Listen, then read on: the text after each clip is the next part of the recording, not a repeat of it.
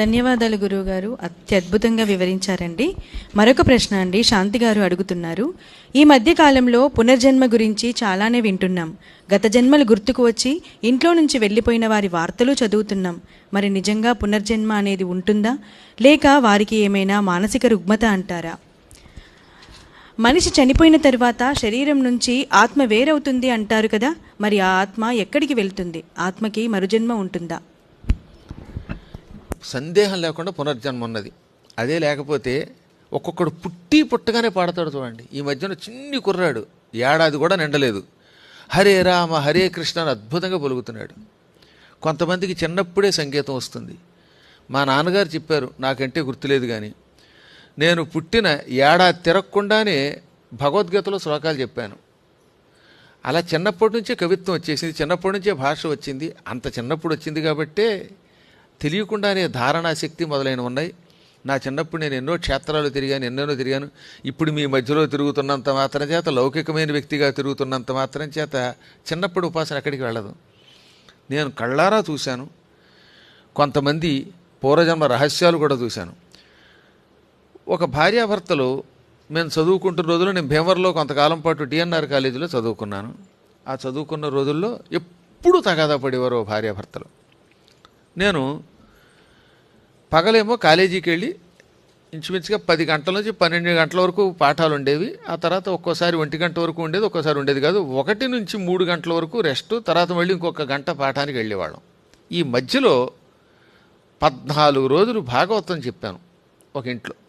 ఆ ఇంటికి వెళ్ళేవాడిని అనమాట రోజు. 1990లో. నిజంగా వాళ్ళ దంపతులు చాలా మంచివాళ్ళే, విడిగా ఇద్దరూ మంచివాళ్ళే. నా చేత పురాణం చెప్పిస్తున్నారు. ఆ చిన్న వయస్సులోనే నన్ను గుర్తించి నా పురాణం వింటున్నారు. కానీ ఎప్పుడు కొట్టుకునేవారమ్మా. బయటికి వెడితే భార్యను అందరూ పొగుడుతారు, భర్తని పొగుడుతారు. ఆ ఇద్దరికి మాత్రం పడేది కాదు. ఇంటికి నీలకత్తె, పొరుగింటికి బంగారు కత్తె అని సామెత ఉంది. పొరుగింటి వాళ్ళకి ఆవిడ బంగారు, కానీ భర్త గారికి మాత్రం బొగ్గు ముక్క. అలాగే ఆయన కూడా బయట చూస్తే బలి చక్రవర్తి, ఇంట్లో వస్తే మాత్రం అంబలి చక్రవర్తి. అలా ఉండేవాడు. నాకెందుకో రోజు వీళ్ళు కొట్టుకుంటున్నారు, కారణం ఏమిటి చూడాలనిపించింది. దానికి తగ్గట్టు ఒక రోజున ఆవిడ, ఏమండి ఏమిటో తెలియదండి, ఆయన చాలా మంచివాడే, నేను మంచిదాన్నే, కానీ మా ఇద్దరికి ఒక్క క్షణం పడదు, కారణం ఏమిటి అని అడిగింది. లలితా సహస్రనామంలో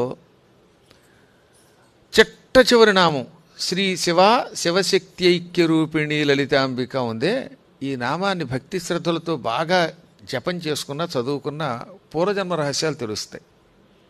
ఓ రోజున ధ్యానం చేసి చూస్తే వాళ్ళ పూర్వజన్మ రహస్యం తెలిసింది. పూర్వజన్మలో ఆవిడేమో పిల్లి, ఆయన ఎలక.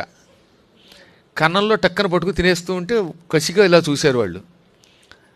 వాళ్ళు చేసుకున్న మంచితనం వల్ల ఏమో మానవ జన్మ వచ్చింది, కానీ పూర్వజన్మలో ఈవిడ ఆయన తినేయటం వల్ల ఈ జన్మలో ఆయన బుర్ర తినేస్తోంది. ఆవిడ పిల్లి భార్యగా పుట్టింది, ఎలక భర్తగా పుట్టారు. ఇప్పుడు చెబుతున్నప్పుడు మీకు రవ్వు వస్తుందా? ఇది నిజం. ఇది చాలామంది ఇళ్లలో మీకే తెలుస్తుందో అండి.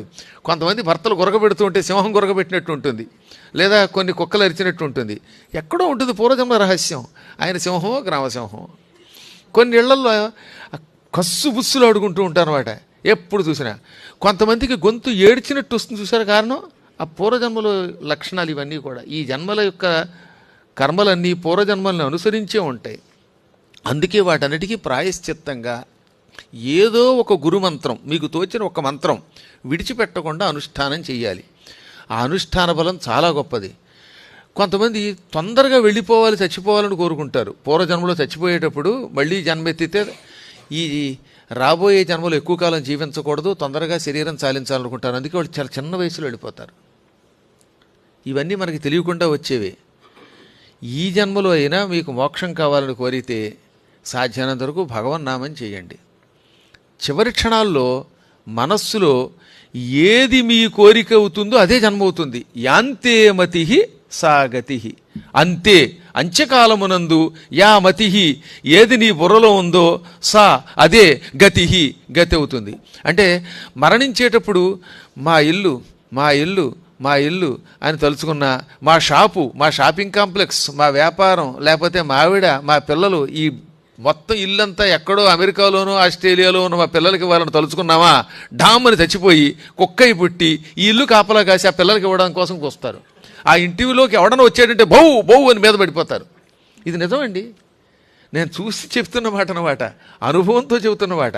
అందుకే చివరి క్షణంలో అయినా ఈ దిక్కుమాల సింగపూర్ డాలరో అమెరికా డాలరో బంగారపు గాజులో తలుసుకోకుండా హాయిగా రామ రామ అనుకోవాలట, రామ రామ రామ అనుకోవాలట. ధన్యవాదాలు గురువు గారు.